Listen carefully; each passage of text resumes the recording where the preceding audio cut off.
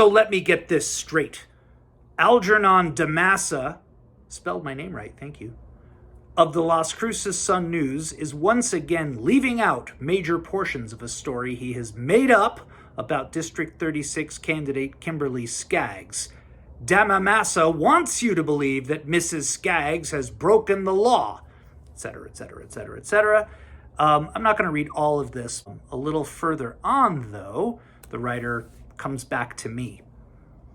Algernon Damasa, spell my name right again, get your dang facts straight and report responsibly instead of engaging in yellow journalism.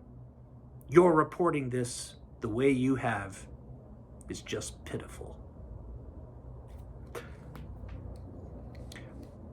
Not an inaccurate use of the cliche yellow journalism. Do you know what that's from? That's you don't hear that much anymore, although it is really relevant to our times. Yellow journalism. Do you know what that is? So yellow journalism was something from the mid 1890s, kind of at the end of the 19th century, and there were two newspapers that were accused of what I guess we'd call tabloid journalism, kind of unethical or unprofessional handling of news reports, sensationalizing, using scary headlines. In the digital news era, we'd call it clickbait, I guess.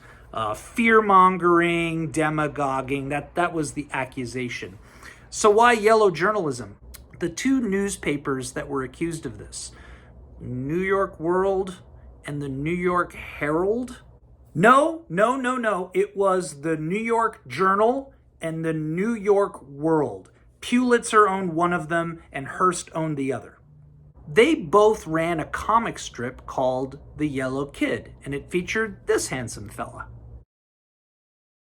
They were the Yellow Kid papers because they both carried this comic strip, and so the bad journalism that they were alleged of fomenting was called Yellow Kid journalism, and this eventually became yellow journalism. This yellow journalism was actually blamed for us getting into the Spanish-American War. So if I have contributed to the Spanish-American War, I apologize. And kudos for spelling my name right 2 out of 3 times in your hate mail. I invited him to continue talking to me about concerns or questions, things he thinks I may have left out of my reporting. I said, all I'm asking for is courtesy, just adult courtesy. Assume that I'm not lying or trying to fool you, that I'm not evil, that I don't have bad intentions.